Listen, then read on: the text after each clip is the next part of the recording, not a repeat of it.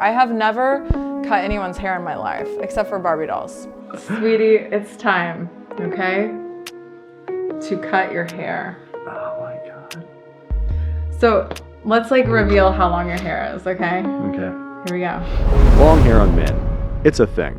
Men from cultures across time have donned long hair as a statement for a variety of reasons. In Japan, samurai famously wore a top-knot style and only cut their hair as a sign of defeat. In Egypt, even though men shaved their heads to prevent lice, they still wore wigs to look cool with their stylish long hair. In ancient Rome, it was common for men to wear their hair long until Julius Caesar came along and was like, yo bros, we need to cut our hair short so that our enemies have less to grab onto during battle. Then in medieval Europe, long hair was a sign of class. Only the rich had the luxury of being able to take the time to maintain their long, beautiful hair. Since most people aren't rich, short hair remained the norm up until the 1970s, when the Beatles and other rock and roll icons ushered in a new era of long hair, often seen as a stylish and attractive look for men to don. So why exactly does Alexis want me to cut my hair?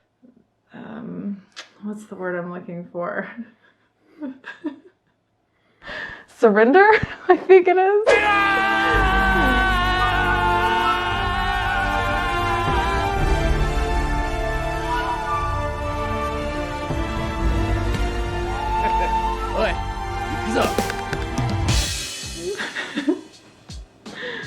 Are there bald spots? No bald spots. Turn back around. All right, let's start brushing your hair, okay? Because this is I want to say daily thing, but the truth is it's like a every third day thing. Oh, it feels like it's gonna hurt so much when you brush it. So long. In fact, it's longer than mine, which is really aggravating. I'm really sorry for being a jerk earlier. I apologized to Alexis for being a jerk earlier because we'd been fighting all day about getting my hair cut. She has never cut hair before, and I haven't cut my hair in 6 years. It was a perfect storm for chaos. Honestly, I'm proud of the way Alexis and I resolve all of our disagreements. We've only gotten better the longer we've been together. However, cutting my hair triggered all sorts of deep-seated issues, and that's probably because I kind of started growing out my hair as a way of flirting with Alexis at the beginning of our relationship. I was like, yeah, I'll cut my hair for you. I mean, I won't cut my hair for you. So I asked you to grow your hair out? All it took was you saying, I think that'd be a good idea, and I was like, on it. Never cutting my hair again. You said, I will never cut my hair again if you have sex with me. Those were your exact words. Yes. So you said, I think you'd be, this is before we had sex. You said, if I think you'd be cute with the long hair, and my response was, if you have sex with me, I'll never cut my hair again if you have sex with me. Dude, if you cheat on me fucking 6 months from now, this is gonna be very obvious foreshadowing.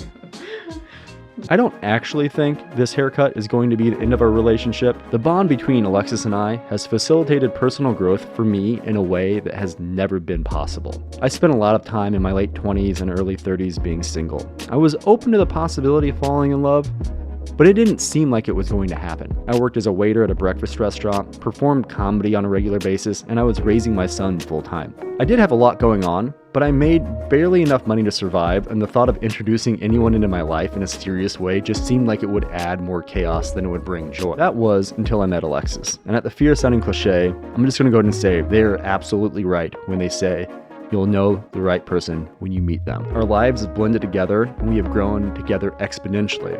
And so has my hair. Why do you think it's gonna look bad? Well, 2 reasons. One, you've never cut hair before. Dude, I just have to cut it in a straight line. That's what DC said. So you're very confident about cutting hair and it being great your first time. Yes. So that is sign I am one. an esthetician. I work in a dermatology office and I look at people's Not a faces barber all day shop. long. So I still know how to look at something and think, I can make that beautiful or more beautiful than it is. Okay, and then the second. And your hair is beautiful. Don't get me wrong. I love your long hair. No. Let me just before we do this. If you see this from behind, you're like, that guy really likes Harley Davidsons. Yeah. And probably says. And it's just getting a little thin and kind of just, I don't know. Probably says questionably weird things. It needs it. It needs cut. And I also have something else to say. You've been talking a lot, okay? So I find your hair, I mean everywhere. You have the type of hair that is very fine and very long. Okay, so this hair is the type that literally finds its way intertwined in between like my toes when I get out of the shower, because we have rugs like in our shower.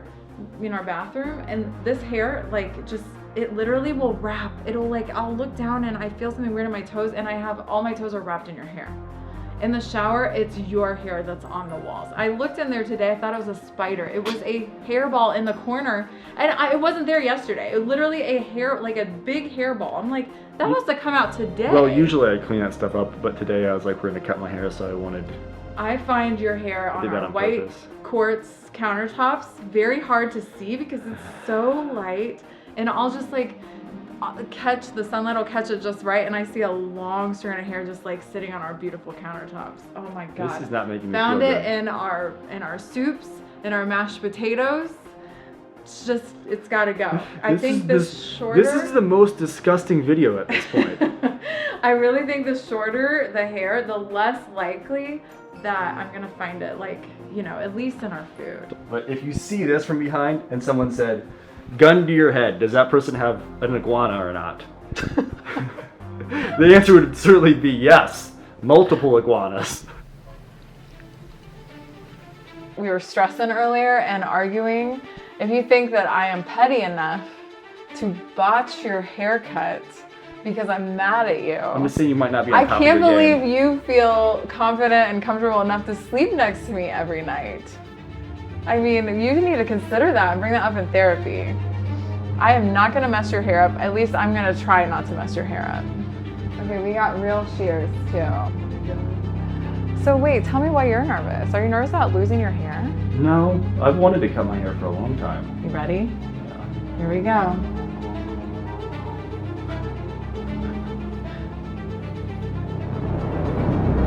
I'm a jerk for cutting right now, I know, but please just hear me out for a second. As you now know, I've been growing my hair out for 6 years, or for Alexis and I's entire relationship. For the last 2 years, I have talked about cutting my hair. I've had countless ideas for how I was gonna go about it, but the endless possibilities started to give me so much anxiety that when we finally decided to do it, we had a silly fight. This may seem ridiculous because it is, after all, just a haircut, and I'm not an indigenous person or a samurai growing my hair out for some spiritual reason. I just stopped getting haircuts, so no big deal, right? But there is a bigger lesson here. I have felt the same way about starting a business, starting a YouTube channel, editing my first documentary, and most major life changes I've experienced. The idea of starting or taking action can be so daunting that we end up never taking any action at all, and then we never do the things we want to do. And I imagine you've been here before too. But then at some point you decide to finally do the work and start the thing you've been putting off, and it always feels so great. You know this. I know this. So whatever it is you're putting off right now, maybe go ahead and start it today. Almost there. Oh my god.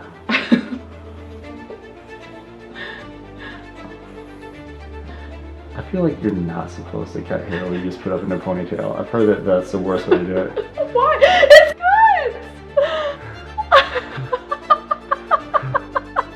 That's so fucking crazy. That's so good. gross. It's so little hair too. I've got such bad genetics. It's like, why would someone with hair like this grow it out for so long? Okay, I have to kind of shape this up here. All right, you ready?